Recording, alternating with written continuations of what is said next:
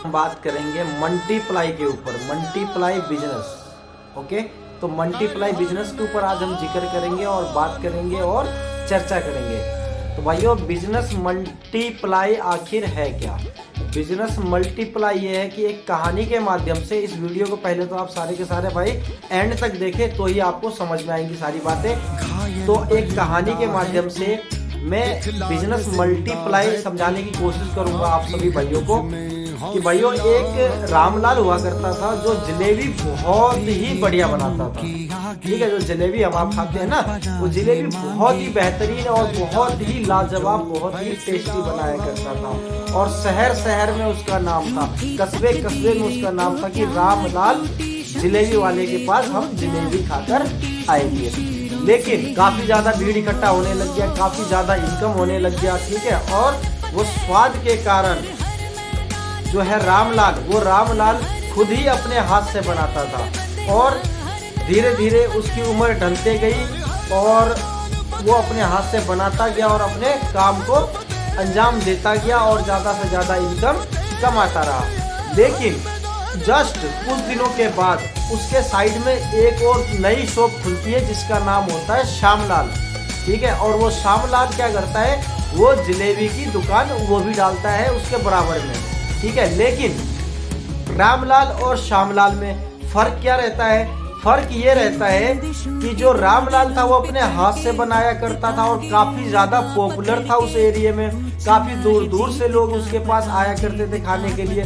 लेकिन जो श्यामलाल था वो यहाँ से नहीं, वो यहाँ से खेलता था। यार उसके बाद क्या हुआ, श्यामलाल उसने एक ट्रिक लगाया। ठीक है, श्यामलाल ने अपना दुकान सेटअप स्टार्ट किया। सेटअप स्टार्ट करने के बाद और वो भी धीरे धीरे पॉपुलर हो गया, उसका भी टेस्ट बहुत ही लाजवाब होने लगा। और इसी तरीके से, लेकिन कभी भी वो रामलाल को, जो श्यामलाल था दूसरा दुकानदार जिन्होंने सेटअप बैठाया था रामलाल को देख करके, वो श्यामलाल इतना ज्यादा पॉपुलर नहीं हो पाया, इतना खास स्वाद नहीं आ पाया।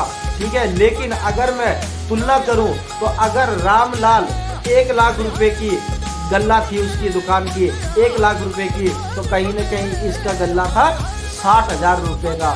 तो हर बार, हर दिन लगातार और बार बार जितना भी गल्ला रामलाल का होता था उससे 40%, 50% कम ही श्यामलाल का होता था। लेकिन अगर कहीं न कहीं हम कामयाब व्यक्ति देखें तो कामयाब यहाँ पर आप रामलाल को ही बोलोगे, क्योंकि यह आपका सोच है कि रामलाल का इनकम काफ़ी ज़्यादा है। बिजनेस में इनकम मायने नहीं रखता। बिजनेस में मैं बार बार और लगातार कह रहा हूँ कि बिजनेस में इनकम मायने नहीं रखता। इनकम कब मायने रखता है वो भी मैं आप सभी भाइयों को बताता हूँ। जो श्यामलाल था उसने क्या करा, फेमस तो वो भी हो गया, बस फर्क इतना था कि उसकी इनकम रामलाल से थोड़ा कम था, लेकिन पॉपुलर वो भी हो गया। उसने क्या करा कि जो दूर दूर से लोग वहां पर उस मार्केट के अंदर आते थे जलेबी खाने के लिए, उसने क्या करा, यहाँ से 10 किलोमीटर दूर एक आउटलेट खोल दिया दूसरा। और उसके बाद वहां पर भी रामलाल जैसा तो नहीं, लेकिन श्यामलाल का 40% का गल्ला होने लगा। उसी तरीके से फिर 20 किलोमीटर दूर, फिर 15 किलोमीटर दूर, 50 किलोमीटर दूर, वो काफी एरिया में अपना आउटलेट बिछा देता है। ठीक है, अब एक बात बताओ मेरे भाइयों, ये बात सोचने वाली है और यह बात पकड़ने वाली है।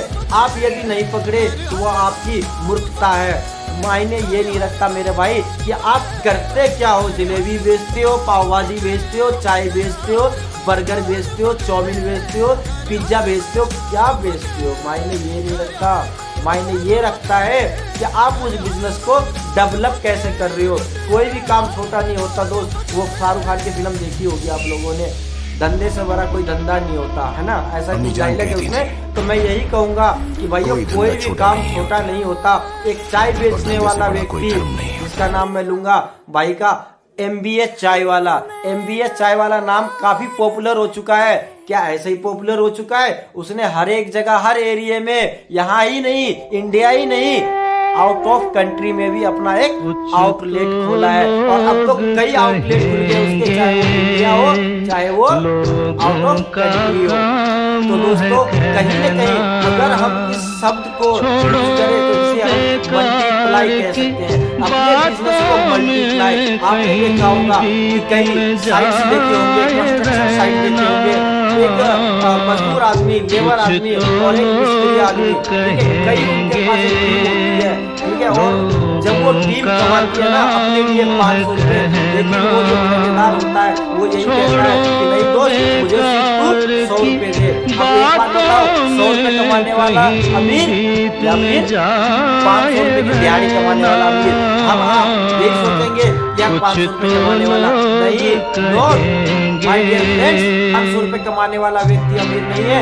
अमीर है तो वो 100 रुपए कमाने वाला व्यक्ति अमीर है, क्योंकि उसका बिजनेस और उसकी जो ठेकेदारी है वो मल्टीप्लाई में जा रहा है, मल्टीप्लाई में जा रहा है, लगातार और बार बार उसका बिजनेस मल्टीप्लाई में जा रहा है।